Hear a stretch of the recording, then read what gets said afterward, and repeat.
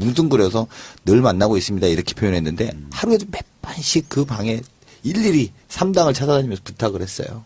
한 달 내내 정말 공을 들여서 정말 어디 가서 저희도 정말 야당스럽지 못한 부분에 대해서 특히 자유한국당에 대해서 말하고 싶지만 저도 대변인으로 꾹 참고 끌고 왔는데 그래서 정말 합의문이라도 만들어서 국민 앞에 우리 요만큼이라도 진척을 보겠습니다.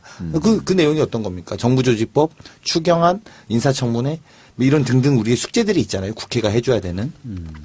정말 그 한 줄에 보면 뭐라고 써있냐면 추가경정 예산안은 계속 논의하기로 했다 이거예요. 심사를 시작했다는 게 아니에요. 네. 심사에 대한 논의를 하겠다는 거예요. 심사를 할지 말지. 네, 그걸 하겠다는 걸 빼달라고 한 거예요. 자유한국당이 들어와서. 그러면 심사가 아니라 심사에 대한 논의도 하지 않겠다는 거거든요. 그러니까 그렇게까지 하니까 진짜 그걸 와서 그리고 어제 밤까지도 일정 정도 합의가 됐어요. 그러니까 문건을 만들었을 거 아닙니까? 네. 근데 우리가 만들어서 갔더니 딱 그 자리에 사진 쫙 찍고 다 카메라 다 물리고 딱 물리시더니 이거 안 되고 이거 안 되고 이거 안 되고 이거 안 되고 그러면서 그 대신 조국 놓고 조국 출석하는 거 놓고 뭐 이렇게 하시는 거예요. 그리고 나서 11시에 정책위 의장이 추가 경정 예산안에 대한 문제점을 발표하겠다고 발표를 했어요. 그럼 바꿔 말하면 뭐냐. 어젯밤까지는 합의할 것처럼 이야기를 해놓고 자기네들은 이미 깨겠다고 마음먹고 나온 거예요. 그래 11시에 추가경정 이거 문제 있다 이거 다 이렇게 하고 쭉 밀고 들어오는 건데 이게 어떻게 처음부터 협치할 생각이 없었던 거예요. 네. 그래서 되게 오늘은 그래서 그런 생각에 아마 회한의 눈물을 전 보이셨다고 보는데 야 정말 이거 정말 답답합니다. 답답하고요. 뭐 오늘은 정말 좀 저 작심하고 이런 말씀 좀 드려야겠는데 우리가 국민의힘으로 정권 교체하는 건 분명합니다. 하지만 아직도 대한민국 여의도 국회는 대통령 탄핵 전입니다. 네. 네. 이 부분에 대한 탄핵 전이에요. 진짜 자유한국당 박근혜 전 대통령 즉 탄핵된 대통령을 배출하고 네. 탄핵될 지경까지 올 때까지 전혀 제어하지 못하고 오히려 거기에 도움을 주고 네. 정권을 뒷받침했던 그런 분들이 왜 최소한의 자기 반성도 없는지 도저히 알 수가 없거든요. 탄핵 전이라는 근거를 제가 몇 가지 좀 추가로 말씀드리면 자 대통령이 탄핵됐죠. 자 운영위원장 누가 한 겁니까? 정부 여당이 한 겁니다. 네. 그러니까 보통은 순리는 이런 거잖아요. 우리가 대통령을 잘못 부필했고 여당으로서 이런 책임이 의회에서도 이런 책임을 지겠다라는 의미로 운영위원장 자리를 내려놓겠다. 이게 사실 순리입니다. 국민들의 촛불을 무서워한다면 우리 과거 정부 여당이 운영위원장을 자리를 내려놓는 게 순리라고 생각한다. 왜? 여당이기 때문에 그 자리에 한다고 해서 우리가 정부조직법 협상하면서 그 20대 원구성하면서 정보위, 운영위 이런 준 거 아닙니까? 네. 국가를 운영하기 위해서 중요한 정보가 있는 공간이라든지 네. 국회 운영이라든지. 근데 그거 탄핵은 됐지만 국회는 그냥 임기대로 해야겠다 이거예요, 지금. 그럼 아무 촛불의 의미나 국민의 그런 목소리에 대해서는 아무런 반영이 안 된 국회의 모습 그리고 그 국회 시스템에서 한 발짝도 안 나가겠다니까 엊그저께죠. 이 방송이 언제 나가는지 모르겠습니다만 엊그저께 운영위 가서 우리가 언성 높이고 싸운 것도 간사 간에 합의도 안 하고 간사가 없어요. 왜 없는 줄 아세요? 더불어민주당 간사를 추대한 적이 없어요. 새로 뽑았잖아요. 박홍근 네네, 수석 네네, 그리고 이현주 수석 새로 뽑았는데 이거 합의된 과정도 없어요. 네. 국회법 어겨가면서 그냥 직권상정해서 자기네들이 진행하는 거예요.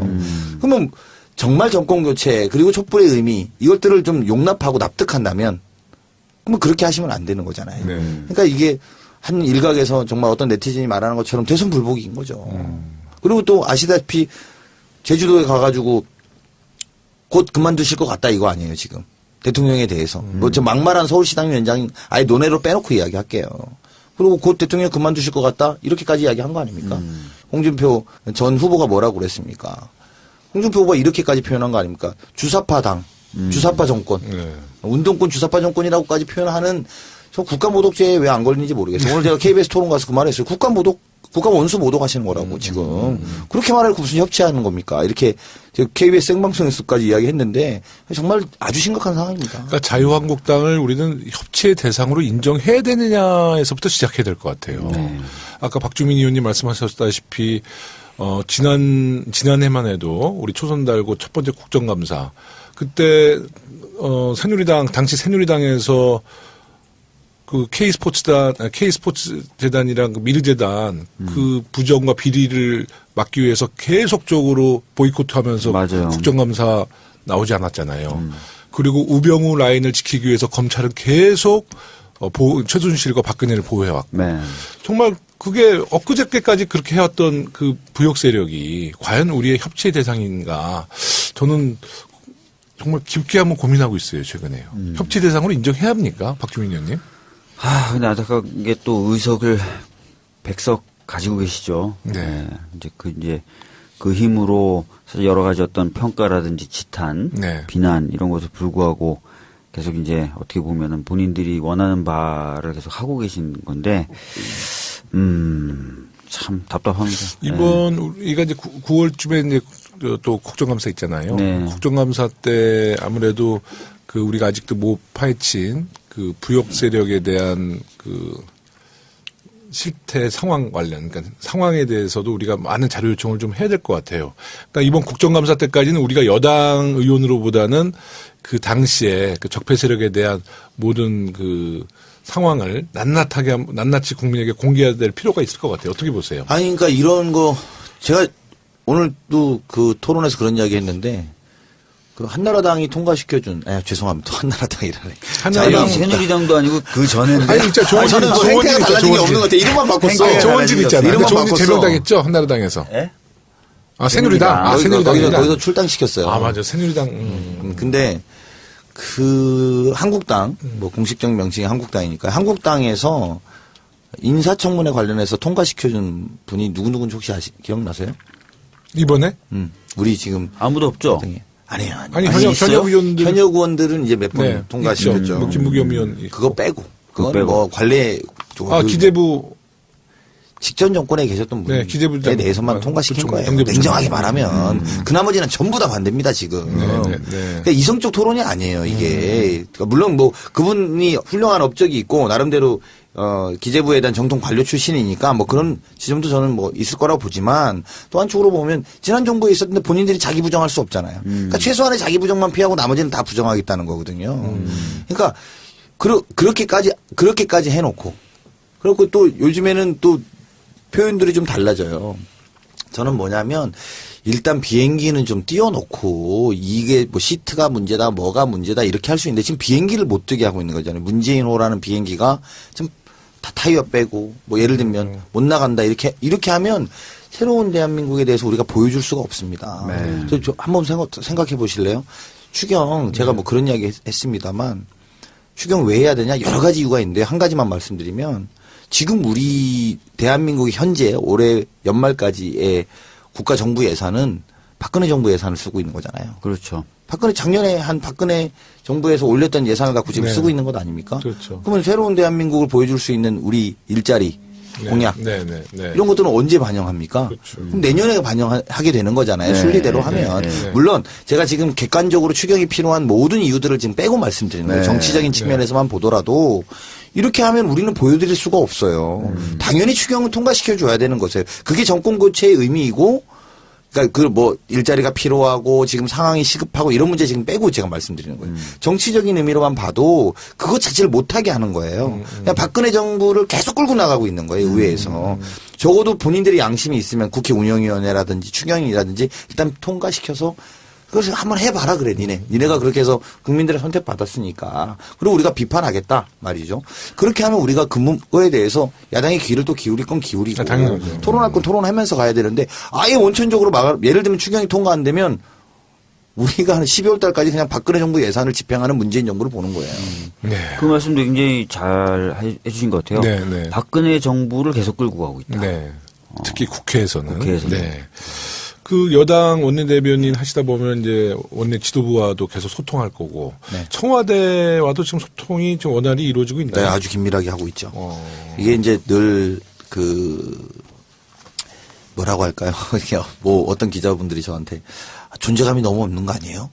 여당이? 집권 여당이 좀 존재감을 보여줘야 되는 거 아니에요? 이런 이야기 해요.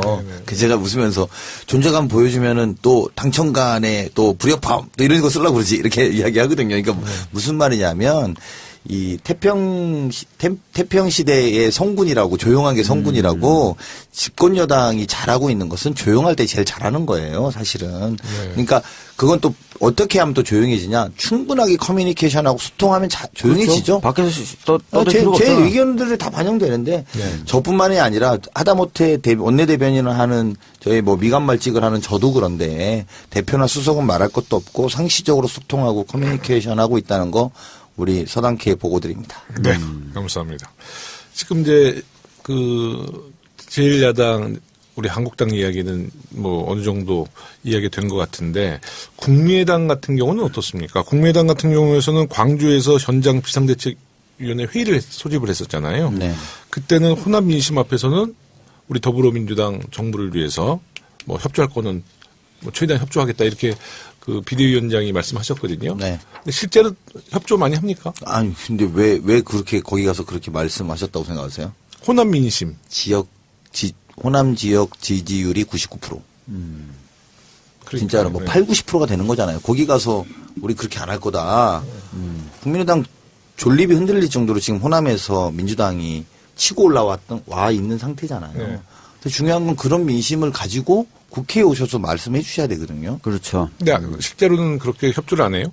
오늘 우원식 대표가 울먹였던 지점도 그거예요. 국민의당이 가만히 있다는 거예요. 그러니까 이게 어떤 거냐면 제가 이거 이렇게 편하게 말씀드려도 되나 모르겠는데 이렇게 4명이서 토론을 하잖아요. 네. 그러면 우리 입장은 이 당도 맞추고 이 당도 맞추고 저 당도 호흡을 맞추고 다 이렇게 맞춰야 되는 입장이잖아요. 아, A 당님 이러십니까? B 당님 이러십니까? C 당님 이러십니까? 이럴 거 아니에요. 그러면 예를 들면 한국당이 말도 안 되는 이야기를 하면 그 전에 교감됐던 국민의당이 아이 그렇게 하시면 안 되죠. 이렇게 거들어줘야 될 거 아니에요. 어떤 포인트에. 근데 아무도 안 건드려주면 나 혼자 주장하는 거잖아. 우리 주장은 우리만 주장하게 되는 거예요. 네. 그러니까 예를 들면 추경 심사는 하자는 입장이에요. 국민의당 네, 같은 네, 경우에. 네, 네. 그러면 추경 심사는 해야지. 대안 만들어 오세요. 네. 같이 논의하자는 건 논의는 해야 될 거 아닙니까? 이렇게 말을 거들어줘야지 이게 같이 끌고 가지는 힘이 있는데 그럴 때 그냥 가만히 있어. 근데 밖에서 물어보면 우리 심사는 하는 입장입니다. 그러니까 좀 이렇게 좀 조금 적극적으로 좀 해주시고 네. 우리가 국민의당의 의견을 적극 반영하고 예를 들면 또 이야기를 뭐 이런 거는 위원장 국민의당 예를 들면 오늘 논의됐던 것 중에 뭐 발표문에 발표는 못했습니다만 인사청문 기준 잡는 거에서 운영위원회 소위원회를 열고 네. 그걸 하자 그랬어요. 그래서 소위원장 누구를 임명할 거냐 어느 정당이 할 거냐 더불어민주당은 우리 당이 하고 싶죠. 근데 국민의당이 하겠다 우리가 중립적인 입장에서 말이죠. 좋다 그럼 하시라. 뭐 그런 걸 양보한단 말이에요 저희들이. 그러면 그런 부분에 또 본인들이 오케이 소위원장 우리가 할게. 그럼 새로운 인사청문 기준 만들자 우리가 객관적으로 만들어줄게. 이렇게 말씀하시면 그렇게 한 것에 대해서 이렇게 좋습니다. 우리도 그럼 그런 정도는 양보하겠습니다. 여기 양보가 갔으면 또 그런 거에 대해서 같이 좀 끌고 들어와주고 이렇게 해야지 이게 섞여서 뭘 하는데 딱 그런 상황 가면 아유 나는 뭐. 근데 이제 국민의당이 이제 호남 민심 앞에서와 실제 국회 상황에서 다른 모습을 보여주는 것이 예전에는 이제 우리가 뭐 매체가 많이 없었을 때는 국민들이 그냥 속아 넘어가지만 지금은 뭐 이게 실시간으로 다 방송에 나오고 많은 보도가 나오는데 그거 정말 그 국민의 눈과 귀를 속일 수 있을까요? 아니요, 저는 다 모르신다고 봐요. 많은 언론 매체가 있어도 다 모르신다고 봐요. 아니 근데 지금 방 의원님 말씀하신 대로 그렇게 한다면 저희는 추경에 대해서 심사하자는 입장입니다. 네. 그런데 들어와서 비공개 논의에서는 전혀 도와주지 않고 이거는 사실 국민분들이 아시기 어렵죠. 오늘 이제 우리 방송을 통해서 이제 다 아시게 되겠지. 네. 그럼 본인들이 추경은 심사합시다. 예를 들면 우리 당의 입장이 그렇습니다.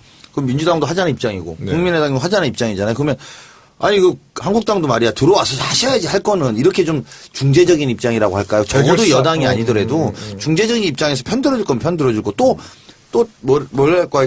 그 여당을 공격할 건 공격하시면 말이 되는데 본인들이 필요한 건 다 이야기하고 여당이 뭐 하자는 거는 약간 이렇게 말씀 안 하시고 이런 상황들이 벌어지니까 굉장히 여당으로서는 1대3 싸움이니까 그리고 중립표로 싹 돌아서시는 거예요.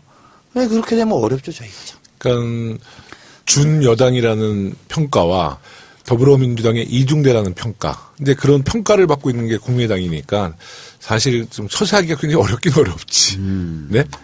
뭐 아니 그래도 바깥에서 얘기를 A라고 했으면 안에서 진짜 협의를 할 때도 A 입장을 고수해 당연한 거죠. 주셔야 진짜 A인 거죠. 네네. 근데 바깥에서는 A라고 얘기해놓고 안에 들어와서는 B로 가는 거 그대로 보고 있으면 이건 A가 아닌 거죠. 아, 그렇죠. 근데 저는 그 사실이 이제 국민들이 금방 이제 그런 사실을 다 알게 될 거라는 거예요. 네. 그러면 지금 바른정당의 스탠스는 어때요? 바른정당이 저희가 생각할 땐 정말 이 바른정당 맞아요, 말 그대로. 대화 가능한 마지막 정당인 것 같아요. 진짜 제가 이렇게 나 오늘만 이렇게 표현할게요. 네. 원내대변인으로서 말씀드린 게 아니라 그냥 국회의원으로서 그냥 대화 가능한 마지막 선인 것 같아요. 아, 그래요? 그러니까 네. 그 자유한국당은 대화가 너무 어려워.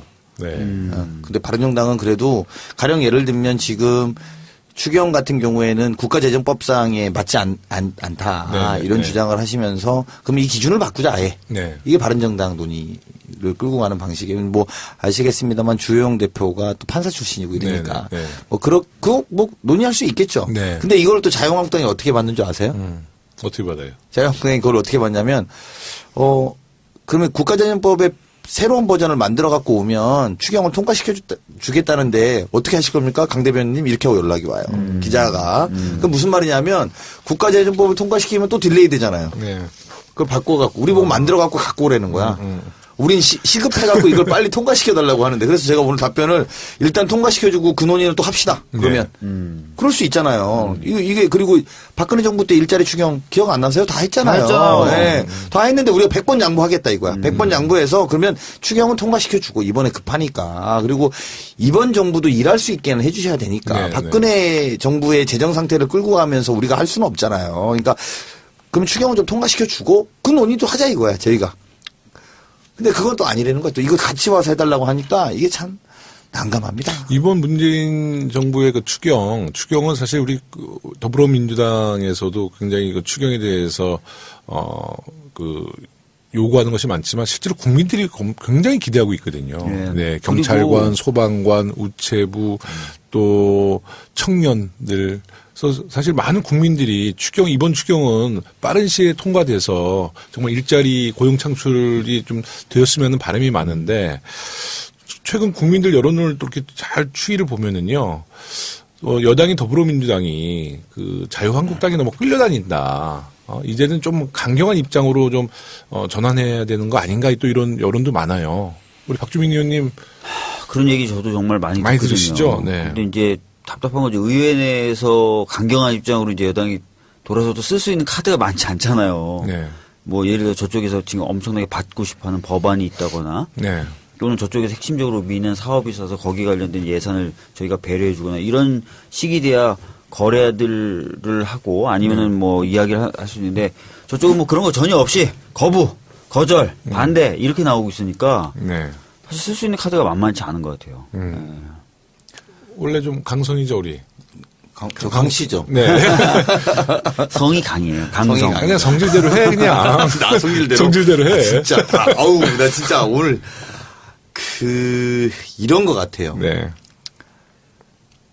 집주인이잖아요. 나라를 네, 운영하는. 네.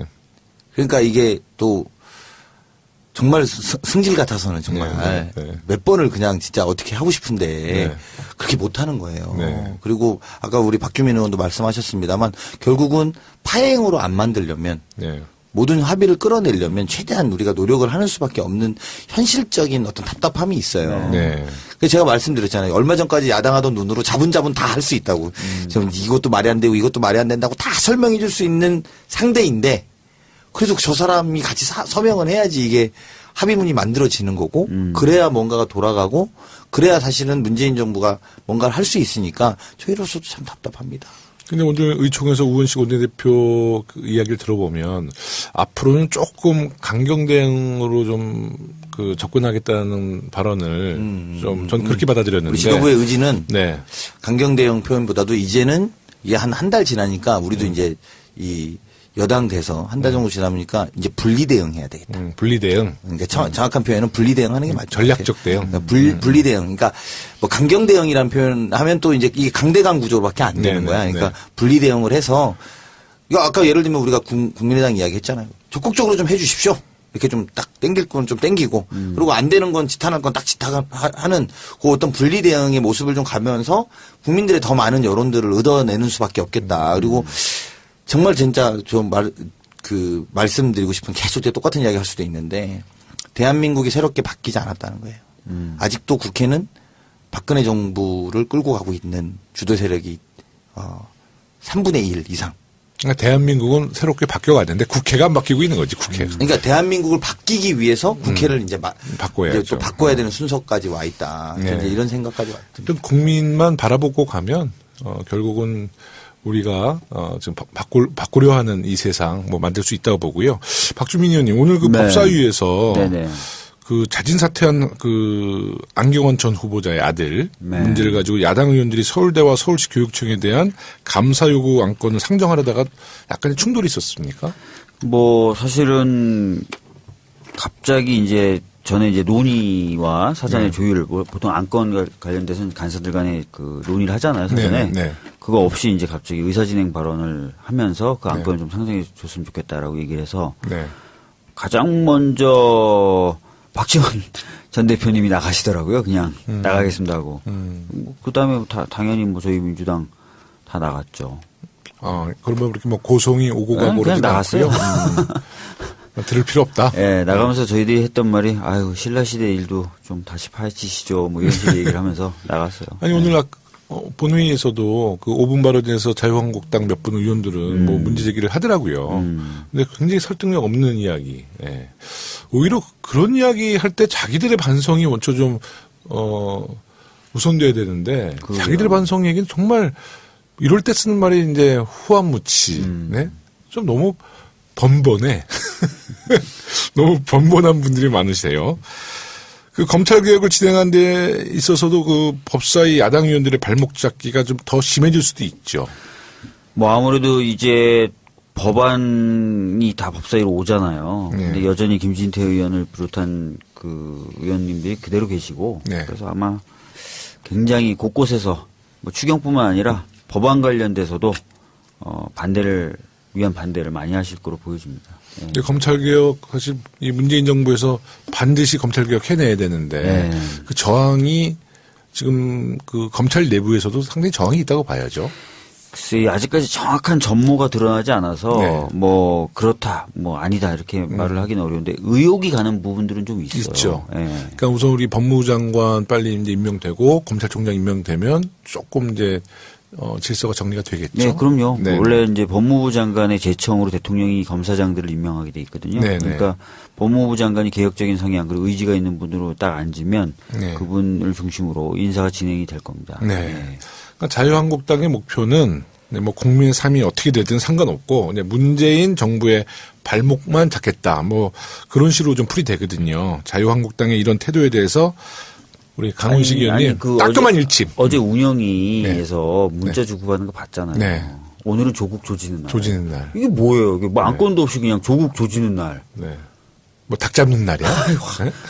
그 말도 조지는 날이 또 뭐예요? 네. 아이고 참 진짜 진짜. 이게 참 이런데 그 사람들하고 또 협치를 해야 돼. 그러니까 아까 말씀드렸잖아. 이 정말 협치의 대상으로 인정해줘야 되느냐. 저는 정말 깊은 고민에 빠졌어요. 제가 지금 네. 이 문자를 보고 있는데, 자, 이 와중에 또 국민의당 우리를 또 조롱하네. 네. 그 김유정 대변인이 네. 민주당은 울지 말고 정치력을 보여라. 아니 그러니까 그 전에 겉으로는 우리 자기네들이 도와주는 것처럼 네, 하고 네. 안에서는 실제로 안 도와주는데 그걸 국민들이 모르니까 우리가 도와주는데도 못한다. 못하니까 뭐 예를 너 들면 그런 바보다 이 이야기야. 얘기 네, 아니에요. 네, 네. 그러니까 이게 참 또 이런 식으로 조롱, 그러니까 또 이렇게 필요하면 또 싹 빠져가지고 객관적인 것처럼 그래서 본인들이 추경도 동의해주고 뭐 총리 인사청문회도 동의해준 거 아니냐, 저기 총리 통과도 시켜준 거 아니냐. 이 본인의 공으로 이렇게 좀 이걸 치환하려고 하면서, 근데 국정 운영이 그렇게 되는 거라고 생각한다면 저는 정말 국민의당이 참 제가 오늘 꼭 참겠습니다. 꼭 참겠습니다. 예. 예. 그 한미 정상회담 좀 이야기 좀 나눠볼게요. 그 우리 대통령께서 28일 날 6월 28일 날 저 한미 정상회담을 위해서 이제 출국하시는 거 맞죠? 네네네. 네네. 그 한미 정상회담을 앞두고 이제 주변 국가에서도 굉장히 큰 관심을 보이고 있죠.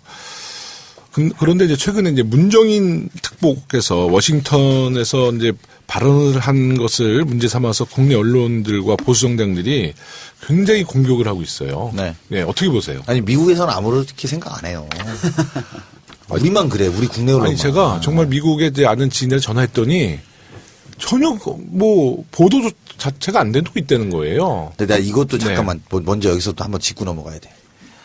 한미 정상회담, 네. 한미 동맹 네. 정말 중요하게 생각하는 정당이 보수 정당들 아닙니까? 네. 그렇게 말은 하죠. 아니 그러니까 제가 그 말인데 그래서 우리가 청와대에서 그런 또 요청이 있어서 각 당을 다니면서 대통령이 이야기했는데 한미 정상회담 가는데 우리 야당 의원들도 같이 가주라 이렇게 요청을 했어요. 네. 그럼 적어도 물론 뭐 다 모시고 가고 싶겠죠. 네. 그런데 대표로 한 분씩 여야 이렇게 해서 한 분씩 다 이렇게 각 정당별로 좀 나와달라고 요청을 했어요. 원내대표랑 제가 같이 다니면서 그걸 들었어요. 네네. 대통령께서 직접 제안했잖아요. 네, 제안하셨고. 그래서 원내대표가 또 대통령이 이렇게 요청하니까 같이 갑시다. 한미정상회담 정말 중요한데 같이 가서 보시고 또 의견들도 좀 주십시오. 근데 보십시오. 가장 그런 한미동맹이 중요하다고 하는 한국당. 강경화 외무부 장관 왜 안 만나셨어요? 인사하러 왔는데도 문전박대한 거 아니에요? 문전박대하면서 명분이 뭐였습니까? 총리 인사도 안 받았다 이거 아니에요?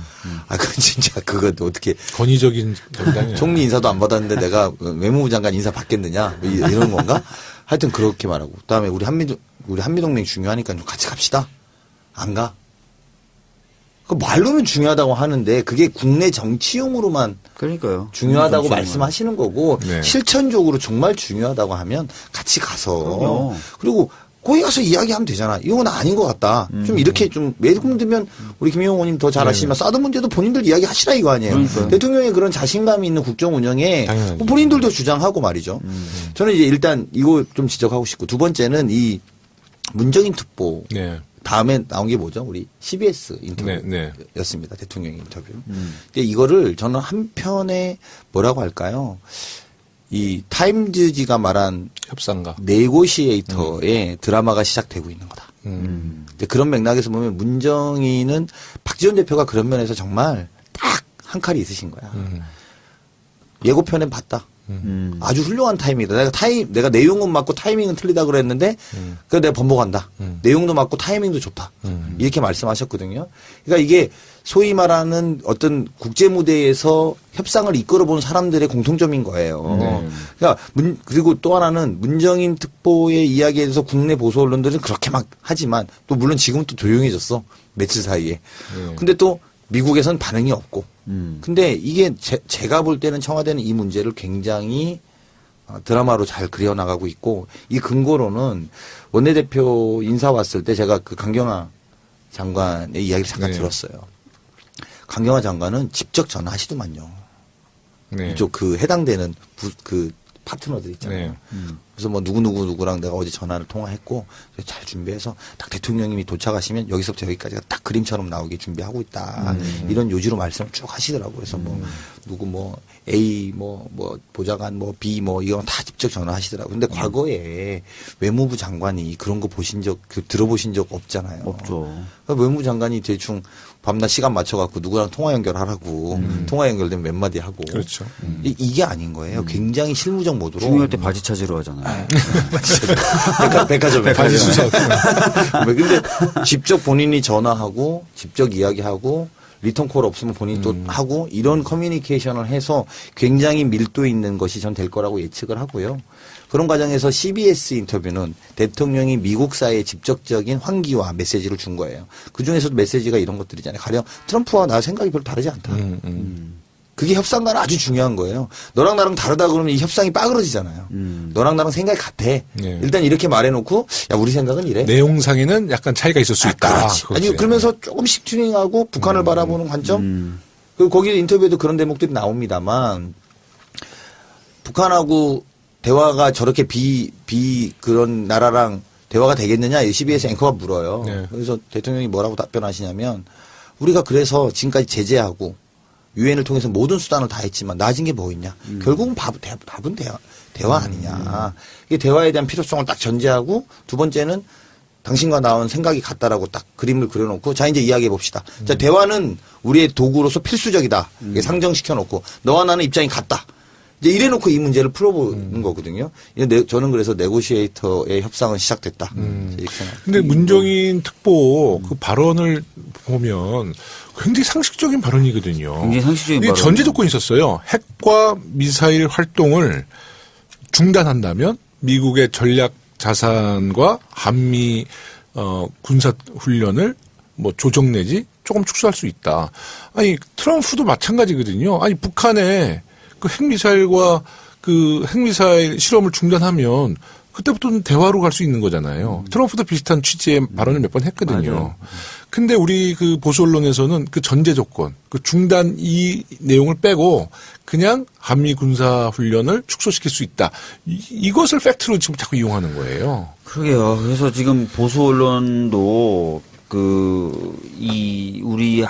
우리나라 처해 있는 상황에 대해서 면밀하게 분석이나 검토 없이 그냥 추상적인 어떤 판단들만 하고 있고 네. 아니면 정치적인 판단만 하고 있고 이렇게 보여줘요. 네. 사실 사드 문제 전문가시니까 아시잖아요. 이게 미국과도 굉장히 이게 중요한 이슈지만 네. 러시아, 중국하고 다 중요한 문제가 얽혀 있어서 맞습니다. 어떻게든 우리가 모든 나라를 만족시킬 수 있는 그렇기 때문에 정말 어렵고 애매모호한 그런 답들을 내야 되는 상황이잖아요. 네, 네. 그래서 여러 가지 운신의 폭을 오히려 정부가 가져야 되는데 자꾸 운신의 폭을 좁히려고 하니까 보수 언론들이나 이 야당들이 그게 참 답답하더라고요. 근데 정말 동맹국이라는 것에 대해서 다시 한번 생각하게 되는데 우리가 정말 어떻게 보면 그 미국과 중국 그 강대국 틈바구니에 있지만 정말 동맹국이라 그러면 우리의 처해진 이런 상황을 좀 이해하고 좀 지원해 주는 것이 정말 동맹국 아니겠어요? 근데 저는 지난번 방송에서도 한번 제가 언급했었는데 이 양자택일이라는 것은 정말 그 우리 한반도 상황을 볼 때는 해서는 안 되거든요. 해서는 안 되죠. 우리가 사드를 바로 찬성한다. 특히 그런 어떤 과정도 없이 국민들께 공청회 하지도 않고 사드를 바로 찬성하게 되면 중국이란 건 사실 원수되는 거예요. 사드를 그냥 또 안 한다.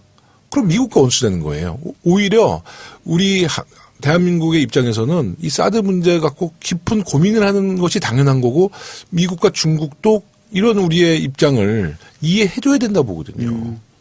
이거는 미국과 중국도 자기들 국익을 놓고 하는 거고 우리도 우리 국익을 놓고 하는 거고 또 주권국가로서 당연한 일이잖아요. 근데 그렇죠. 거기에서 뭐 미국과 중국이 사드 문제를 갖고 한반도에 정말 운명이 달려있는 문제를 갖고 압력을 가하고 자기들 국익을 위해서 대한민국을 희생시킨다.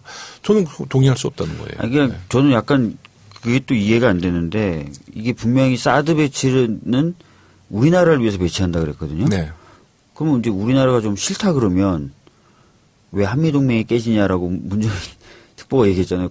그 말이 맞는 것 같아요. 우리나라를 위해서 배치했는데 정작 우리나라가 이거 좀 부담되니까 좀 싫어요라고 하면은 우리나라를 위해서 배치한 것임에도 불구하고 싫다 그러면 한미동맹이 깨진다. 조금 이상하잖아요. 야, 지금 올라온 뉴스. 네.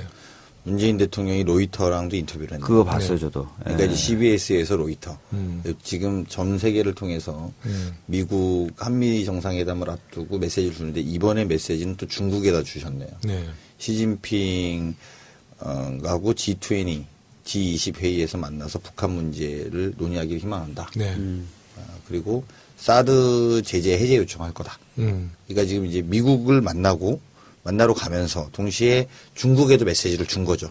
그러니까 이제 지금 미국에서 이걸 다 볼 거 아니에요. 로이터랑 이야기했으니까 사드에 대해서 이런 관점을 갖고 이야기하러 오겠다라는 것들을 지금 쭉 만들어 나가고 있다라는 생각이 들고요.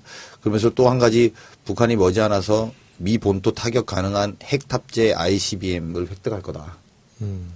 그게 사실은 이게 핵심적인 내용이거든요. 무슨 내용이냐면 미국이 갈등한대 하는 거예요. 북한이라는 걸 지렛대로 중국을 봉쇄하는 전략을 쓸 거냐 아니면 이 북핵이 이미 고도화됐기 때문에 북핵 문제가 해결해야 될 최우선 과제가 되느냐 독자적인 어떤 변수가 되느냐 이게 이제 항상 이 사이에서 미국이 왔다 갔다 하는데 사실 느낌상으로는 이제 다른 나라에서도 보거나 했을 때 북한 핵이 이제 상당히 고도화됐다는 거 아니에요. 그래서 미국도 약간은 북한 핵이 선결적으로 풀려야 될 이거 자체가 하나의 독자적으로 풀어야 될 이슈인 것처럼 서서히 느껴가고 있는 네. 상황인 것 같아요. 네. 근데 이제 그거를 어떻게 보면 문 대통령이 이제 확언을 한 거죠. 이거는 네. 뭐 이 북한 문제를 이용해서 중국을 압박한다든지 이렇게 생각할 수준의 것이 아니라 네. 반드시 먼저 선결돼야 된다. 북핵 문제는. 이렇게 지금 얘기를 짜들어 가시는 것 같아요. 그리고 그게 맞거든요. 다른 그렇죠. 나라들도 다 이런 식으로 지금 보고 있거든요. 근데 우리 정말 국민들이 하나가 됐으면 좋겠어요. 왜냐하면 그 김종대 의원이랑 홍익표 의원이 문정인 이번에 그 특보 미국 세미나 다 참여했고요. 또 김종대 의원 그 페이스북에 글을 보니까 얼마 전에 제주도에서 한중 전략 회의가 있었대요. 거기서 그 내용과 상관없이 이제 중국은 계속 사드 철회를 그러니까 회의 주제가 아니었는데 정말 무례하게 그렇게 요구를 해서 굉장히 기분이 상했다는 얘기를 들었어요. 또 이제 문정인 그 특보가 미국 가서 그 참석했던 세미나 그것은 한미 동맥 전략 회의라는 건데 거기서는 그 미국 측에서 나온 패널들이 그 사드 문제나 뭐 그 한중 문제 그러니까 대한민국 한반도 문제를 놓고 미국과 중국이 긴밀하게 지금 협조하고 있는데 한국은 역할이 없다. 이런 식으로 오히려 약간 비아냥거로 떼는 거거든요. 너무 자존심 상하는 얘기잖아요. 그래서 정말 이 우리 국익을 놓고 특히 안보 문제는 정말 우리가 하나가 돼서 이 양대 강국 틈바구니에 있다는 것이 너무 서글플 뿐입니다, 정말. 그렇죠. 네. 우리가 힘을 키워야 돼요, 힘. 네. 그리고 최근에 이제 그 문정인 특보 발언에 이제 트럼프 대통령이 격노했다는 연합뉴스. 그것도 뭐 거짓 뉴스로 지금 그렇죠. 뭐 이야기가 나오고 거짓 있고요. 뉴스예요, 거짓 뉴스. 그리고 아니, 이게 다 그럼 일본에서 아니, 뉴스를 생산해, 일본에서. 그러면 연합은 취재도 안 해보고 지금. 아니, 일본 매체에서 그런 이제 가짜 뉴스를 생산하는 것을 우리가 이제 받아들이는 건데, 그러니까 결국 아까 우리 강훈식 대변인께서 얘기하셨지만, 미국 내에서는 이번 한미 정상회담에 대해서는 굉장히 긍정적으로 지금 보도가 되고 있어요. 근데 우리나라 언론이 잘못된 일본 뉴스를 생산함으로써 문재인 정부와 미국 트럼프의 한미 정상회담이 마치 무슨 시간폭탄처럼 자꾸 초조하게 만들고 있거든요. 이런 거 우리 국내 언론들이 그러면은 좀 그거 해야 될까요? 가끔은 외국에 있는 외신을 직접 번역해서 소개하기도 하잖아요. 네. 실제 미국에서는 이렇다라든지 그걸 좀 해야 될 것 같은데요. 그러니까 미국은 이번에 그 여행 갔다가 사망한 대학생 원비어 그 사건에 굉장히 국민들이 들끓고 있는 건 확실해요. 그건 제가 이제 미국에 직접 전화해 보니까 미국 여론은 그 원비어 학생 문제 때문에 굉장히 여론이 악화돼서 문재인 대통령이 한미 정상회담 때 미국의 그 관료들이나 그 백악관의 안보 전략을 짜는 그런 인사들이 굉장히 강경한 입장으로 나올 것은 확실합니다. 그러니까 원비어 사건도 한미 정상회담에서는 우리에게는 좀 어려운 상황. 악재죠. 네, 악재가 되는 것은 맞죠. 악재죠, 뭐. 근데 문재인 대통령께서 이미 그런 그 가족들과 그런 그 미국 트럼프에게 원비어 사건에 대해서 이미 그 애도의 뜻을 전달하고 굉장히 발빠르게 움직이시는 것 같아요. 네. 아이고 참 사실은 뭐 굉장히 기대도 크지만 이번에 또 한미 정상회담에 대한 걱정도 있는 건 사실인데요. 아까 이제 강 의원님 말씀해 주신 거 보니까 상당히 아주 세밀하게 지금 준비하고 있는 것 같고 그런 준비를 야당과 언론이 솔직히 좀 도와줬으면 좋겠어요. 네. 이건 정말 외교적인 문제고 안보적인 문제인데 그래도 우리 강경화 장관이 한미 정상회담 준비를 잘하고 계실 거고요. 또 그 섬세함, 굉장히 섬세한 분 같아요. 오늘 근데 국회 본회의에서 인사하셨잖아요. 저는 언론에서만 뵙다가 처음 실물을 뵀는데 그냥 무슨 기운이 막 뻗쳐나오시던데요. 그리고 강단도 있으세요. 강단이 있으시더라고요. 그 일본 신임 외무상과 전화 통화에서도 위안부 합의에 대해서 우리 국민들의 입장을 정확히 전달하고 독도 문제에 대해서는 강력하게 항의했다는 거잖아요. 이게 알고 국제 무대에서 관점이 명확하기 때문에 가능한 일이에요. 사실 모르면 국제사회의 인식과 어디까지 항의 수준들이라는 것들을 본인이 유엔에 있으면서 많은 항의, 맞아요. 많은 이해관계를 조정해 보신 거잖아요. 네. 그러니까 이게 모르면 굽신굽신 거리는 거거든요. 모르면. 근데 아니까 모르면 괜히 큰 소리지. 오히려 또 너무 오버해서 큰 너무 소리 치거나. 오버하거나. 근데 이제 정확하게 아니까 이건 항의할 것이고. 밸런스가 있는 거죠. 그리고 이것들은 통화에서 실무적으로 땡길 것이고. 이런 것들이 정확한 관점들이 있으신 것 같아요. 저는 진짜 잠깐 이야기해봤는데 잠깐 이야기하면서 느낀 거는 굉장히 실용적으로 움직일 것 같고 이게 권위적으로 예를 들면 저 누구랑 통화해 보세요 이게 아니라 외교부 장관이 직접 전화해서 약속 잡고 본인이 그렇게 표현하더라고요. 이렇게 딱 대통령께서 만나실 때부터 끝날 때까지 대화의 전체 흐름들을 다 디테일하게 보신다는 거예요. 그래서 제가 야, 이 또 외교의 섬세함 이런 것까지 정말 이렇게 살아있구나 이런 느낌이 들었고 특히 아까 말씀하신 것처럼 일본에 대한 대응이라든지 뭐 예를 들면 국민 전체가 납득하기 어렵다 이번에 위안부 합의에 대해서 명쾌하게 입장 딱 주시는 거잖아요. 그러니까 그런 것들을 보면 결이 어딘지 정확하게 알고 있는 거다. 저는 이렇게 생각이 듭니다. 그 특히 이제 강경화 장관 경우에는 만약에 우리 그냥 외교부, 예, 그냥 국내에 있는 외교부 관료 출신이라면 조금 그 어떤 국제적인 그 흐름을 잘 파악하지 못했을 수도 있어요. 근데 이제 유엔에 계셨기 때문에 아마 국제적인 그 질서와 분위기를 잘 파악하고 있는 것 같고 북핵 문제도 정확하게 진단할 것 같아요. 맞습니다. 네. 하여튼 잘 된 일이에요. 강경화 장관 아주. 그럼요. 다자 간의 외교도 가능할 거고 네. 인권 중심의 외교도 가능할 거고요. 네. 아까 그 CBS와의 단독 인터뷰 이야기 하셨는데요. 그 한미 정상회담의 예고편이라는 또 뭐 많은 분들이 그렇게 좀 평가하시거든요. 그 아까 다시 한번 좀 정리해 주시자면 CBS 문재인 대통령과의 인터뷰에서 가장 핵심적인 내용은 어떻게 평가하세요? 어떻게 보세요? 네. 저는 기본적으로 그렇게 봐요. 이 청와대가 지금 이 한미 정상회담을 놓고 정확하게 수를 하나씩 두고 있다라는 거고요. 네. 그러니까 CBS, 그러니까 그 전에 문정인 특보, 그다음에 CBS, 로이타까지. 네. 그래서 일련의 흐름이 있다는 거죠. 네, 네, 그래서 네. 이 흐름들과 그다음에 강경화 외무부 장관이 실무적으로 뒷받침하는 그림. 네. 그리고 일본에 대해서 본인 메시지를 정확하게 던졌던 이게 전체적으로 지금 매트릭스 구조처럼 쫙 짜서 들어가고 있다라는 거예요. 그러니까 이게 설렁하게 그냥 한번 만나러 그 대통령하고 트럼프 만나서 악수 한번 하러 가는 게 아니라 실제적인 성과를 만들어 오긴 그림을 그려나가고 있고 그 그림을 그리는 데는 CBS를 보는 미국 사회의 사람들이 어떻게 인식하느냐. 또 아까 말씀한 것처럼 원비어 사태로 인해서 소위 반북 감정들이 있을 거 아니에요. 미국 사람들한테. 지금, 네. 그 반북 감정들에 대해서 오히려 저는 오늘도 약간 그 ICBM 같은 것도 반북 감정이지만 너희들이 경계해야 될 대상이라는 걸 동시에 주고 있는 거거든요. 그러면 그러니까 미워만 해서 이 문제를 풀지 말라는 거거든요. 그러니까 ICBM을 쏘면 본토까지 날아갈 수 있다라는 말은 또 너희들이 경계해야 되는 측면이 있는데 이걸 어떻게 해결할 거냐. 미워만 해서 이걸 압박해서만 해결될 거냐라는 메시지를 저는 오늘 대통령이 주신 거라고 봐요. 동시에 그런 ICBM들을 실제로 풀어나가는 방법. 감정적으로만 보지 말고 이성적으로 봐라라는 로이타의 메시지였다고 저는 보는데 이런 과정을 통해서 쭉 좁혀 들어가고 있는 것 아니냐 이렇게 보여지고요. 그렇다고 보면 이런 것들이 결과적으로 좀 좋은 한미정상회담 결과를 만들어 올 것이고 이전에 여당에서 과거 여당에서 했던 미국과의 문제를 무조건 좀 따라가야 되는 그런 입장이 아니라 우리나라 국익의 관점에서 이 문제를 풀고 또 절차를 밟고 있다. 저는 이렇게 평가합니다. 그러니까 미중 사이를 우리가 잘 지내야죠. 잘 지내야지. 기본적인 원칙은 잘 지내면서 맞죠. 끌고 나가는 거죠. 위아더 월드. 이번 한미 정상회담에 가장 또 그 주변 국가로서는 중국이 네. 굉장히 주목하고 있는 것 같아요. 네. 네. 중국은 어떤 기대를 하고 있을까요? 그건 저보다 네. 중국 통이 더 잘하시는 네, 거 아니에요? 본인이 얘기해 주세요. 네, 그거를 뭐 본인이 진행하면서 혼자 제가 여쭤볼게요.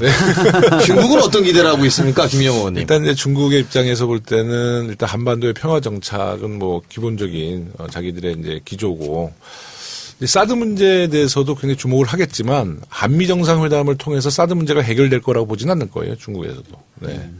그래서 분명히 그 사드 문제 해결을 위해서 그 협상 테이블에는 중국도 중국, 미국, 한국이 진짜 원탁 회의를 통해서라도 잘 해결해 나가는 이 정도의 소통과 그 대화할 수 있는 뭐 과정만 만든다라도 아마 중국은 굉장히 협조해야 하지 않을까. 네. 저는 그래서 사실 그 또 한 측면을 저희들이 봐야 되는데요. 최근에 문 대통령이 북한과의 대화 가능성을 계속 시사하고 있어요. 네. 조건만 되면 연내라도 네, 하겠다. 계속 그 발언을 하고 있거든요. 그러니까 아까 이제 강 의원님 말씀하신 대로 여러 가지 측면에서 전체적으로 바라보면서 그 한미 정상회담 짜들어가고 있다라고 볼 수 있겠죠. 네. 일본은 이번 한미 정상회담을 아니, 전 세계 다 따지겠네. 그냥 일본까지만. 저는 일본은 굉장히 부정적으로 이 그렇죠. 판을 만들고 싶어하는 좀 그 뜻이 있는 것 같아요. 그런 것 같습니다. 네. 아까 말씀하신 대로 그 상당히 안 좋은 취지의 가짜 뉴스도 양산하고 있다 이렇다면 네. 더욱 그렇겠죠. 그래서 그 한미 정상회담이 이제 양국의 동맹 강화와 함께 북한 문제, 특히 북핵 문제를 해결하는 단초가 돼야 되는데, 중국도 자기 사실 앞마당이거든요, 한반도가. 그렇기 때문에 평화정착에 대한 기조는 변하지 않는다. 그러니까 거기에 걸림돌은 이제 사드인데, 이 사드 문제를 대화로 풀어나가는, 그러니까 일방적인, 우리 한국 정부와 미국 정부의 통보가 아니라 이것을 대화로 서로의 국익에 맞춰서 풀어나가는 뭐 이런 것에 대한 기대가 많을 것 같은데 우리 가셔야유. 우리가 네. 말만 느리지 행동은 빨라요. 이제 그냥 마무리할게요. 네, 네. 마무리하겠습니다. 우리 강훈식 의원님, 네. 진짜가 나타났다. 네. 이제 앞으로 저도 청취하겠습니다. 안 들으셨어요, 지금까지? 저는 안 들어요. 중앙당을 무시하시는구나. 네, 방송 잘해주시고 선의 경쟁을 통해서 네. 하여튼 방송 잘해주시고 뭐 하실 말씀 있으면 한마디 해주시죠. 네, 여당이 많이 어렵습니다. 여당의 지도부가 청와대랑 혼연일체가 돼서 뛰고 있다. 이런 말씀 우리 서울시당 당원 동지들 또는 이 청취자분들에게 보고 말씀 좀 드리고요. 혼연일체가 된 만큼 이것이 단순히 여당의 어려움이 아니라 현 정부의 어려움이다. 이렇게 이해해 주셨으면 좋겠고요. 응원해 주시고요. 정말 저희의 분리 대응이 먹힐 수 있도록 좀 함께 힘을 모아 주십시오. 정권은 교체됐지만 의회 권력은 아직 교체되지 않았습니다. 도와주십시오. 우리 서당캐도 진짜가 나타났다. 그 앞에 응원하겠습니다. 선봉에 알겠습니다. 선봉에 서주십시오. 네, 우리 박주민 의원님. 네. 네, 사실은 저도 이제 여당의 일원으로서 참 요즘 상황이 답답하고 또 한편으로는 국민분들에게 대단히 죄송한데요. 하여튼 좀 더 열심히 해야 될 것 같아요. 네. 그래서 저는 지난번에도 한번 좀 말씀드렸는데 필요하다면 국민분들을 저희가 직접 만나서 네. 좀 정부의 어려움이라든지 네. 또는 정부가 추진하려는 정책의 방향이라든지 이런 거에 대해서 설명도 하고 네. 동의도 좀 구하는 작업들도 하는 것도 괜찮을 것 같아서 서당캐를 항상 오픈형으로 좀 하는 식도 괜찮을 네. 것 같고 찾아다니면서 네. 네.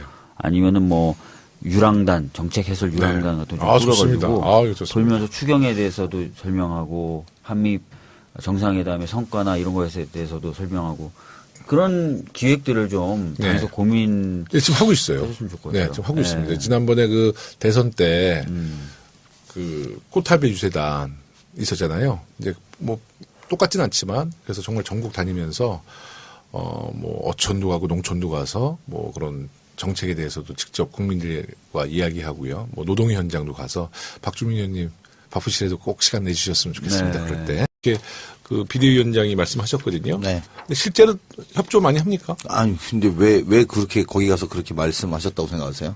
호남 민심. 호남 지역 지지율이 99%. 진짜로 네. 8, 90%가 되는 거잖아요. 거기 가서 우리 그렇게 안 할 거다. 국민의당 존립이 흔들릴 정도로 지금 호남에서 민주당이 치고 와 있는 상태잖아요. 네. 근데 중요한 건 그런 민심을 가지고 국회에 오셔서 말씀해 주셔야 되거든요. 그렇죠. 근데 실제로는 그렇게 협조를 안 해요? 오늘 우원식 대표가 울먹였던 지점도 그거예요. 국민의당이 가만히 있다는 거예요. 그러니까 이게 어떤 거냐면 제가 이거 이렇게 편하게 말씀드려도 되나 모르겠는데 이렇게 4명이서 토론을 하잖아요. 네. 그러면 우리 입장은 이 당도 맞추고 이 당도 맞추고 저 당도 호흡을 맞추고 다 이렇게 맞춰야 되는 입장이잖아요. A 당님 이러십니까? B 당님 이러십니까? C 당님 이러십니까? 이럴 거 아니에요. 그러면 예를 들면 한국당이 말도 안 되는 이야기를 하면 그 전에 교감됐던 국민의당이 그렇게 하시면 안 되죠. 이렇게 거들어줘야 될 거 아니에요. 어떤 포인트에. 근데 아무도 안 건드려주면 나 혼자 주장하는 거잖아. 우리 주장은 우리만 주장하게 되는 거예요. 네. 그러니까 예를 들면 추경 심사는 하자는 입장이에요. 국민의당 네, 같은 네, 경우에. 네, 네. 그러면 추경 심사는 해야지. 대안 만들어 오세요. 네. 같이 논의하자는 건 논의는 해야 될 거 아닙니까? 이렇게 말을 거들어줘야지 이게 같이 끌고 가지는 힘이 있는데 그럴 땐 그냥 가만히 있어. 근데 밖에서 물어보면 우리 심사는 하는 입장입니다. 그러니까 좀 이렇게 좀 조금 적극적으로 좀 해주시고 네. 우리가 국민의당의 의견을 적극 반영하고 예를 들면 또 이야기를 뭐 이런 거는 위원장 국민의당 예를 들면 오늘 논의됐던 것 중에 뭐 발표문에 발표는 못했습니다만 인사청문 기준 잡는 거에서 운영위원회 소위원회를 열고 네. 그걸 하자 그랬어요. 그래서 소위원장 누구를 임명할 거냐, 어느 정당이 할 거냐. 더불어민주당은 우리 당이 하고 싶죠. 근데 국민의당이 하겠다. 우리가 중립적인 입장에서 말이죠. 좋다 그럼 하시라. 뭐 그런 걸 양보한단 말이에요. 저희들이. 그러면 그런 부분에 또 본인들이 오케이 소위원장 우리가 할게. 그럼 새로운 인사청문 기준 만들자. 우리가 객관적으로 만들어줄게. 이렇게 말씀하시면 그렇게 한 것에 대해서 이렇게 좋습니다. 우리도 그럼 그런 정도는 양보하겠습니다. 이렇게 양보가 갔으면 또 그런 거에 대해서 같이 좀 끌고 들어와주고 이렇게 해야지 이게 섞여서 뭐를 하는데 딱 그런 상황 가면 아유 나는 뭐.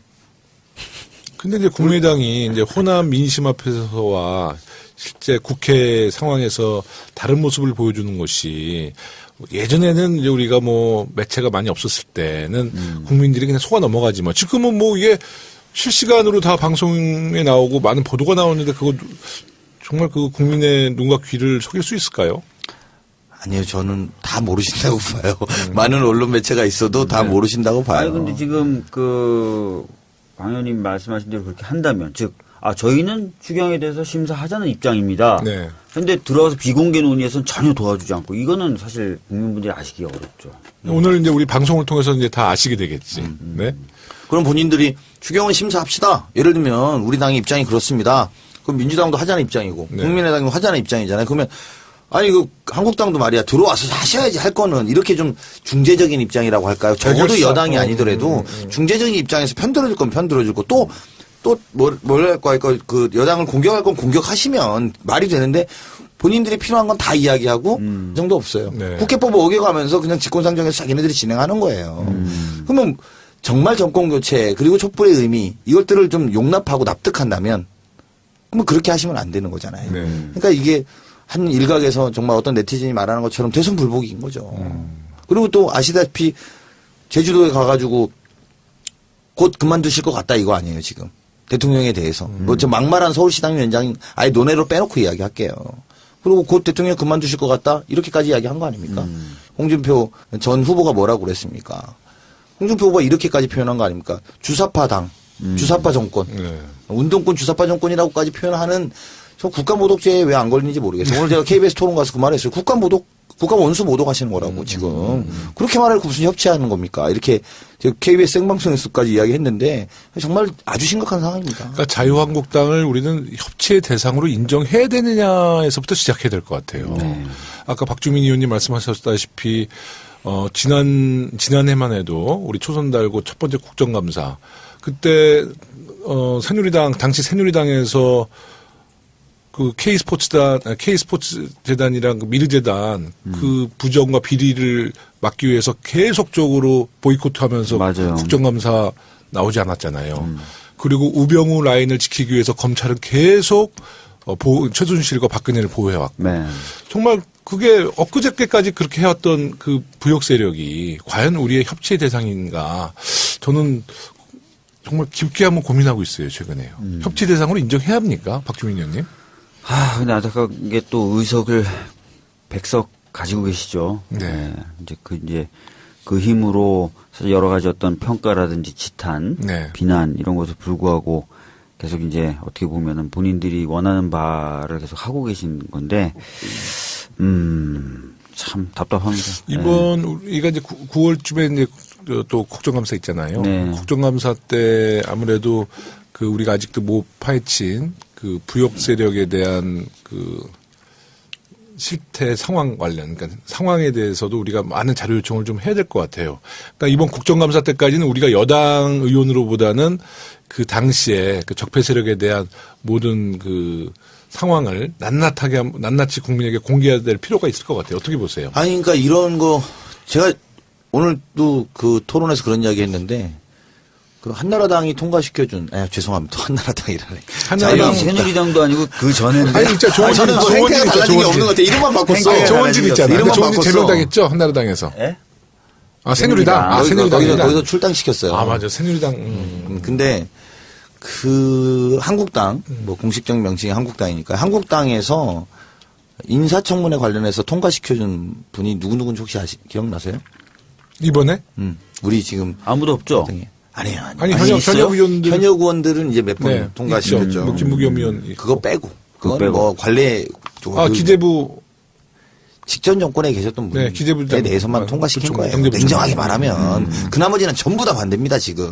그러니까 이성적 토론이 아니에요 이게. 그러니까 물론 뭐 그분이 훌륭한 업적이 있고 나름대로 기재부에 대한 정통 관료 출신이니 뭉뚱그려서 늘 만나고 있습니다 이렇게 표현했는데 하루에도 몇 번씩 그 방에 일일이 3당을 찾아다니면서 부탁을 했어요. 한 달 내내 정말 공을 들여서 정말 어디 가서 저희도 정말 야당스럽지 못한 부분에 대해서 특히 자유한국당에 대해서 말하고 싶지만 저도 대변인으로 꾹 참고 끌고 왔는데 그래서 정말 합의문이라도 만들어서 국민 앞에 우리 요만큼이라도 진척을 보겠습니다. 그 내용이 어떤 겁니까? 정부조직법, 추경안, 인사청문회 뭐 이런 등등 우리의 숙제들이 있잖아요. 국회가 해줘야 되는. 정말 그 한 줄에 보면 뭐라고 써있냐면 추가경정 예산안은 계속 논의하기로 했다 이거예요. 심사를 시작했다는 게 아니에요. 심사에 대한 논의를 하겠다는 거예요. 심사를 할지 말지. 네, 그걸 하겠다는 걸 빼달라고 한 거예요. 자유한국당이 들어와서. 그러면 심사에 대한 심사가 아니라 심사에 대한 논의도 하지 않겠다는 거거든요. 그러니까 그렇게까지 하니까 진짜 그걸 와서 그리고 어제 밤까지도 일정 정도 합의가 됐어요. 그러니까 문건을 만들었을 거 아닙니까? 근데 우리가 만들어서 갔더니 딱 그 자리에 사진 쫙 찍고 다 카메라 다 물리고 딱 물리시더니 이거 안 되고 이거 안 되고 이거 안 되고 이거 안 되고 그러면서 그 대신 조국 놓고 조국 출석하는 거 놓고 뭐 이렇게 하시는 거예요. 그리고 나서 11시에 정책위 의장이 추가경정 예산안에 대한 문제점을 발표하겠다고 발표를 했어요. 그럼 바꿔 말하면 뭐냐. 어젯밤까지는 합의할 것처럼 이야기를 해놓고 자기네들은 이미 깨겠다고 마음먹고 나온 거예요. 그래서 11시에 추가경정 이거 문제 있다 이거 다 이렇게 하고 쭉 밀고 들어오는 건데 이게 어떻게 처음부터 협치할 생각이 없었던 거예요. 네. 그래서 되게 오늘은 그래서 그런 생각이 아마 회한의 눈물을 전 보이셨다고 보는데 야 정말 이거 정말 답답합니다. 답답하고요.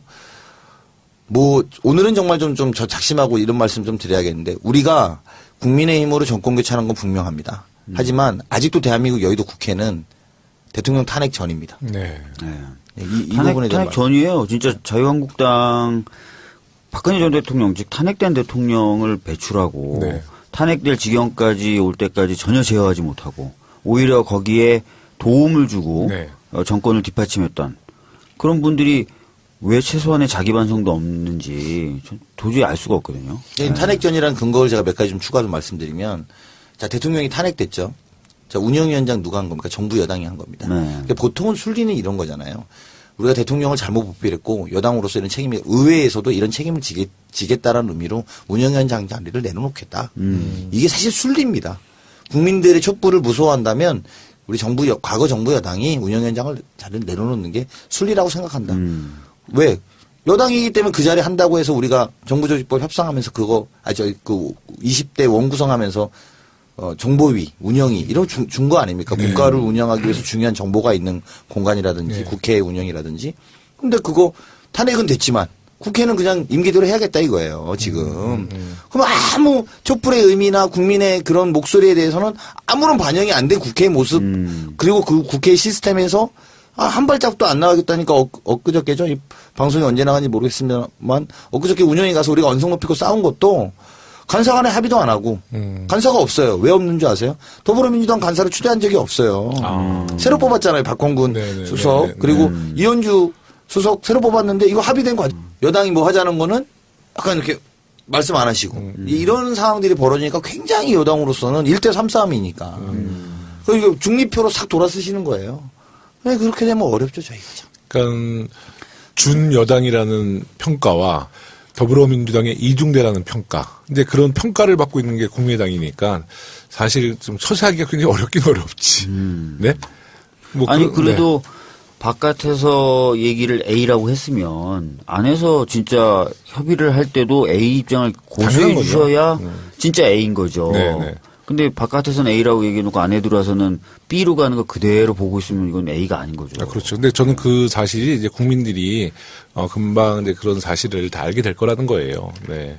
그러면 지금 바른정당의 스탠스는 어때요? 바른정당이 저희가 생각할 땐 정말 이 바른 정당 맞아요, 말 그대로. 대화 가능한 마지막 정당인 것 같아요. 진짜 제가 이렇게 나 오늘만 이렇게 표현할게요. 네. 원내대변인으로서 말씀드린 게 아니라 그냥 국회의원으로서. 그냥 대화 가능한 마지막 선인 것 같아요. 아, 그래요? 그러니까 네. 그 자유한국당은 대화가 너무 어려워. 네. 근데 바른정당은 그래도 가령 예를 들면 지금 추경 같은 경우에는 국가재정법상에 맞지 않다. 네, 이런 네. 주장을 하시면서 그럼 이 기준을 바꾸자 아예. 네. 이게 바른정당 논의를 끌고 가는 방식이에요. 뭐 아시겠습니다만 주호영 대표가 또 판사 출신이고 이러니까 네, 네, 네. 뭐 논의할 수 있겠죠. 네. 근데 이걸 또 자유한국당이 어떻게 받는 줄 아세요? 어떻게 받아요? 자유한국당이 그걸 어떻게 받냐면 그러면 국가재정법의 새로운 버전을 만들어 갖고 오면 추경을 통과시켜 주겠다는데 어떻게 하실 겁니까? 강 대변인님 이렇게 하고 연락이 와요. 기자가. 그럼 무슨 말이냐면 국가재정법을 통과시키면 또 딜레이 되잖아요. 네. 그걸 바꿔갖고 우리 보고 만들어 갖고 갖고 오라는 거야. 우린 시급해갖고 이걸 빨리 통과시켜달라고 하는데 그래서 제가 오늘 답변을 일단 통과시켜주고 그 논의는 또 합시다. 그러면 그럴 수 있잖아요. 이게 그리고 박근혜 정부 때 일자리 추경 기억 안 나세요? 다 했잖아요. 다 했죠. 네. 다 했는데 우리가 100번 양보하겠다 이거야. 100번 양보해서 그러면 추경은 통과시켜주고 이번에 급하니까 그리고 이번 정부도 일할 수 있게는 해주셔야 되니까 네, 박근혜 정부의 재정 상태를 끌고 가면서 우리가 할 수는 없잖아요. 그러니까 그럼 추경은 좀 통과시켜주고 그 논의도 하자 이거야 저희가. 근데 그건 또 아니라는 거야. 또 이거 같이 와서 해달라고 하니까 이게 참 난감합니다. 이번 문재인 정부의 그 추경은 사실 우리 그 더불어민주당에서도 굉장히 그 추경에 대해서 요구하는 것이 많지만 실제로 국민들이 굉장히 기대하고 있거든요. 네. 네, 경찰관, 소방관, 우체부 또 청년들. 그래서 사실 많은 국민들이 이번 추경은 빠른 시에 통과돼서 정말 일자리 고용 창출이 좀 되었으면 바람이 많은데 최근 국민들 여론을 또 이렇게 잘 추이를 보면은요. 여당인 더불어민주당이 그 자유한국당에 너무 끌려다닌다. 이제는 좀 강경한 입장으로 좀 전환해야 되는 거 아닌가 또 이런 여론도 많아요. 우리 박주민 의원님 그런 얘기 저도 정말 많이 듣거든요. 들으시죠? 네. 근데 이제 답답한 거죠. 의회 내에서 강경한 입장으로 이제 여당이 돌아서도 쓸 수 있는 카드가 많지 않잖아요. 네. 뭐 예를 들어 저쪽에서 지금 엄청나게 받고 싶어하는 법안이 있다거나 네. 또는 저쪽에서 핵심적으로 미는 그러니까 뭐 그런 지점도 저는 뭐 있을 거라고 보지만 또 한쪽으로 보면 지난 정부에 있었는데 본인들이 자기 부정할 수 없잖아요. 그러니까 최소한의 자기 부정만 피하고 나머지는 다 부정하겠다는 거거든요. 그러니까 그렇게까지 해놓고 그리고 또 요즘에는 또 표현들이 좀 달라져요. 저는 뭐냐면 일단 비행기는 좀 띄워놓고 이게 뭐 시트가 문제다 뭐가 문제다 이렇게 할 수 있는데 지금 비행기를 못 뜨게 하고 있는 거잖아요. 문재인호라는 비행기가 좀 다 타이어 빼고 뭐 예를 들면 못 나간다 이렇게 하면 새로운 대한민국에 대해서 우리가 보여줄 수가 없습니다. 네. 저 한번 생각해 보실래요?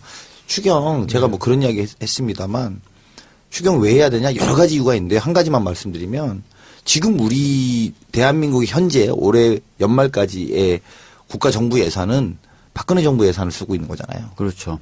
작년에 박근혜 정부에서 올렸던 예산을 갖고 지금 네. 쓰고 있는 것 아닙니까? 그렇죠. 그러면 새로운 대한민국을 보여줄 수 있는 우리 일자리 공약 네. 이런 것들은 언제 반영합니까? 그렇죠. 그럼 내년에 반영하게 되는 거잖아요. 네, 순리대로 네, 하면. 네. 물론 제가 지금 객관적으로 추경이 필요한 모든 이유들을 지금 빼고 말씀드리는 거예요. 네. 정치적인 측면에서만 보더라도 이렇게 하면 우리는 보여드릴 수가 없어요. 당연히 추경을 통과시켜 줘야 되는 것이에요. 그게 정권 교체의 의미이고 그러니까 뭐 일자리가 필요하고 지금 상황이 시급하고 이런 문제 지금 빼고 제가 말씀드리는 거예요. 정치적인 의미로만 봐도 그것 자체를 못하게 하는 거예요. 그냥 박근혜 정부를 계속 끌고 나가고 있는 거예요. 의회에서. 적어도 본인들이 양심이 있으면 국회 운영위원회라든지 추경이라든지 일단 통과시켜서 그것을 한번 해봐라 그래 니네가 그렇게 해서 국민들의 선택 받았으니까 그리고 우리가 비판하겠다 말이죠. 그렇게 하면 우리가 그거에 대해서 야당의 귀를 또 기울일 건 기울이고 당연하죠. 토론할 건 토론하면서 가야 되는데 아예 원천적으로 예를 들면 추경이 통과 안 되면 우리가 한 12월 달까지 그냥 박근혜 정부 예산을 집행하는 문재인 정부를 보는 거예요. 네. 그 말씀도 굉장히 잘 해주신 것 같아요. 네, 네. 박근혜 정부를 계속 끌고 가고 있다. 네. 특히 국회에서는. 국회에서는. 네. 그 여당 원내대변인 하시다 보면 이제 원내 지도부와도 계속 소통할 거고 네. 청와대와도 지금 소통이 지금 원활히 이루어지고 있나요? 네, 아주 긴밀하게 하고 있죠. 이게 이제 늘 뭐라고 할까요? 뭐 어떤 기자분들이 저한테 존재감이 너무 없는 거 아니에요? 여당이? 집권 여당이 좀 존재감을 보여줘야 되는 거 아니에요? 이런 이야기해요. 그 제가 웃으면서 존재감 보여주면은 또 당청 간에 또 불협화음 또 이런 거 쓰려고 그러지 이렇게 이야기하거든요. 그러니까 무슨 말이냐면 이 태평 시대의 성군이라고 조용하게 성군이라고 집권 여당이 잘하고 있는 것은 조용할 때 제일 잘하는 거예요, 사실은. 그러니까 그건 또 어떻게 하면 또 조용해지냐? 충분하게 커뮤니케이션하고 소통하면 조용해지죠. 밖에서 떠들 필요가 제 없잖아. 의견들이 다 반영되는데 저뿐만이 아니라 하다못해 원내대변인을 하는 저희 뭐 미간말직을 하는 저도 그런데 대표나 수석은 말할 것도 없고 상시적으로 소통하고 커뮤니케이션하고 있다는 거 우리 서당캐에 보고 드립니다. 네, 감사합니다. 지금 이제 그 제1야당 우리 한국당 이야기는 뭐 어느 정도 이야기 된 것 같은데 국민의당 같은 경우는 어떻습니까? 국민의당 같은 경우에서는 광주에서 현장 비상대책위원회 회의를 소집을 했었잖아요. 네. 그때는 호남 민심 앞에서는 우리 더불어민주당 정부를 위해서 뭐 협조할 거는 뭐 최대한 협조하겠다 이렇게